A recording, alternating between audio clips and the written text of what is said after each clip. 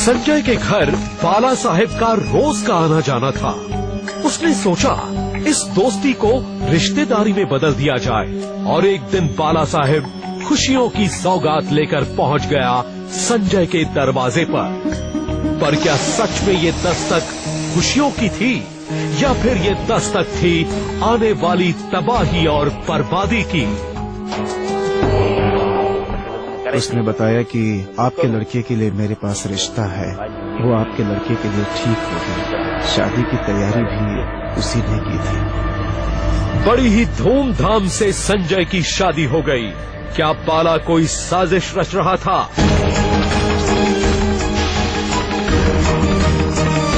क्या था उसका मकसद? संजय घर पर नहीं होता। उसका आना जाना लगा रहता था। वो जब भी आता था जरूरत की चीजें भी निकल के लाता। पहले तो संजय के माँ बाप ने इस बात को अनदेखा किया, ये सोचकर कि बाला कविता का जीजा है।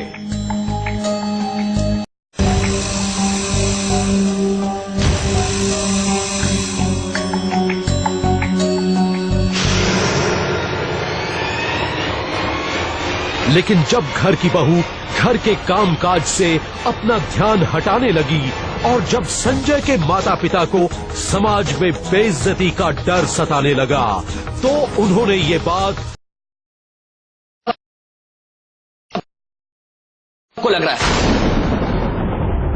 माना कि आप कविता की जीजाजी हैं, लेकिन आपके लिए अच्छा ये होगा कि आप कविता से कम मिलने आया करो। क्या बोला तू मुझ पे शक कर रहा है? अपने दोस्त पे शक कर रहा है तू? क्या करे? अरे अरे पे शक कर रहा है तू? क्या करना चाहूंगा तुझे? छोड़िए मेरे बेटे को छोड़ो। अगर तू कविता को बची रखो तो साले यही मार देता तेरे को। छोड़िए यही है। जा रहा है मैं। आज तू कविता की वजह से बच गया, लेकिन अगली बार मेरी बेइज्जती करने से पहले सोचने का, समझा? सोचने का। अब जाओ ना यहाँ से। कहाँ जा रहा है मैं?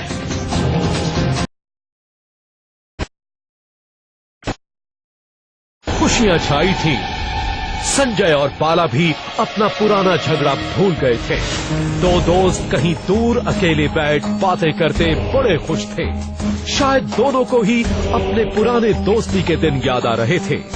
लेकिन क्या सच में दिवाली की ये रात खुशियों भरी थी या फिर अमावस ने जैसे चांद को निगल लिया था? आज काल भी संजय की तरफ धीरे धीरे अपने कदम बढ़ा रहा था। पुलिस के अनुसार रात बीतती गई और धीरे धीरे नशे का असर संजय पर चढ़ता गया, यहाँ तक कि वो बदहवासी की हालत में पहुंच चुका था। लेकिन बाला ने अभी होश संभाल कर रखा था। वो ज्यादा पीने का केवल नाटक कर रहा था। क्या चल रहा था बाला के मन में? कौन सी साजिश रच रहा था वो? लेकिन बाला के इरादों से अनजान संजय शराब के ग्लास पे ग्लास खत्म कर रहा था।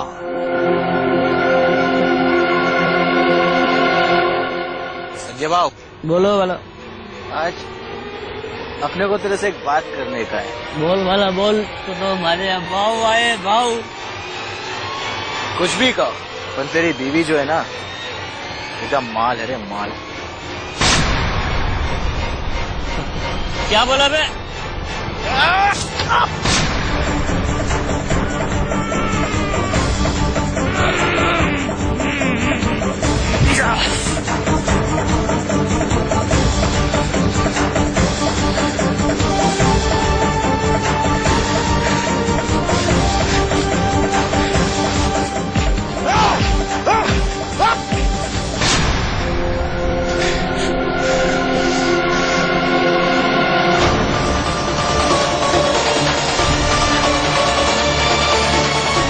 सेशन कोर्ट ने पाया कि अपने रिश्तेदार संजय का खून करने के बाद बाला ने पत्थर से उसका चेहरा बिगाड़ दिया।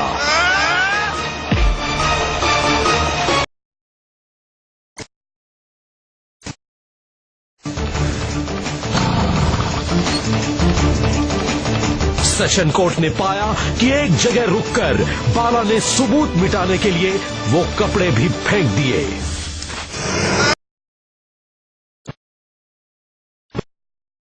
दोषी पाया और उसे आईपीसी की धारा 302 यानी हत्या और 201 यानी गुनाहों के सबूत मिटाने की कोशिश और झूठी जानकारी देने का आरोप तथा 120 यानी आपराधिक षड्यंत्र के तहत उम्र कैद की सजा सुनाई।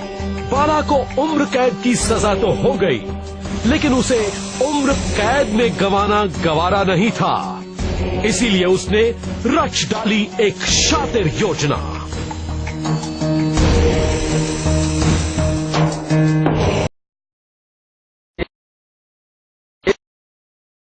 बाला काय करतोय और ये रस्सी क्यों बांध रहा है? क्या है ना भाव, आज सबन को पूजा पाठ करने का है।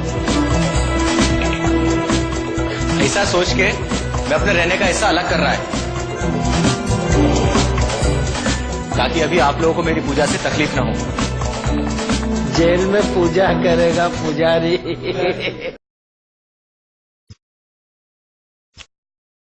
जल्द ही जेल में भी अपनी अच्छाई का ढोंग रचना शुरू कर दिया। अब उसने भगवान का सहारा लिया। पूजा करने के बहाने उसने अपनी जगह सबसे अलग कर ली।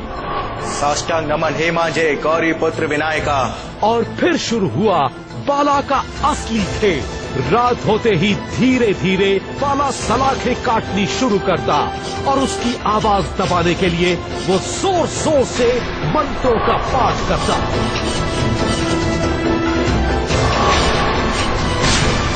बाला के अच्छे और मिलनसार बर्ताव की वजह से किसी ने उस पर शक नहीं किया और वो बड़े आराम से धीरे धीरे जेल से अपने फरार होने के इंतजाम करता रहा।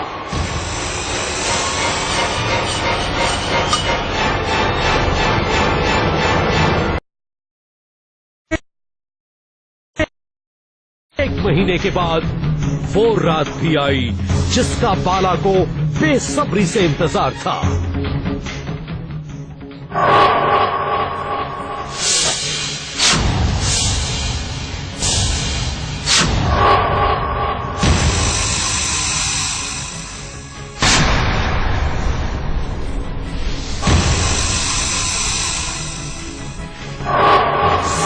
अगस्त 2010।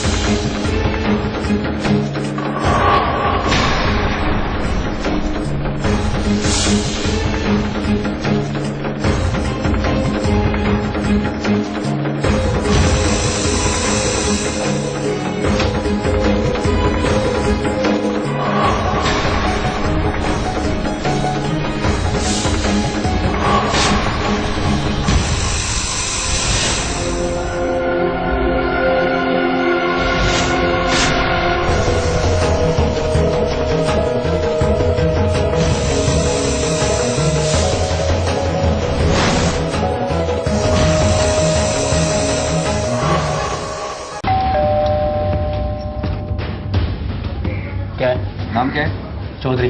सिर्फ चौधरी? जितेंद्र चौधरी। सोनू किधर है? कौन सोनू?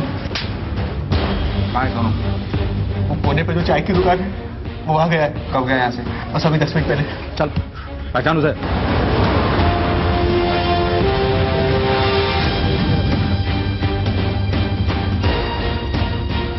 सब बोरा।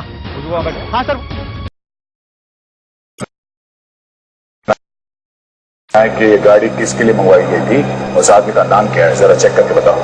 जी सर।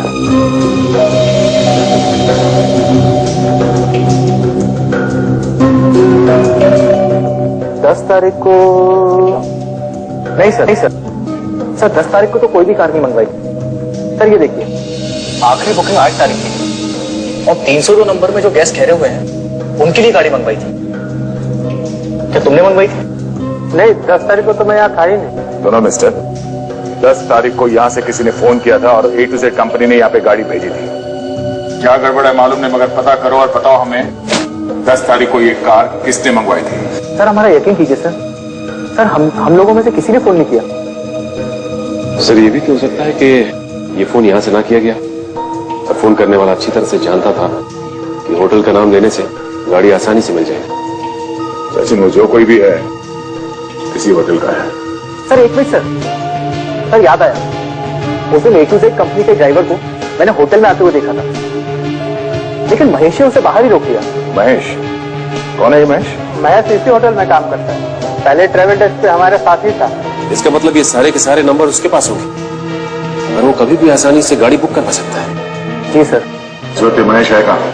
आज तो महेश आया नहीं है, मैनेजर साहब उसे सुबह से ढूंढ रहे हैं, फोन भी नहीं उठा रहा है। सचिन इस मम्मी को यहाँ से बाहर निकाल के फेंक दीजिए, वरना ना जाने और कितने बेगुनाह लोग मारे जाएंगे। हमारा दिमाग खराब है, इतनी कीमती मम्मी को उठा के सड़क पे फेंक दे। ठीक है, आप नहीं फेंकेंगे ना तो मैं ही फेंक देता हूँ।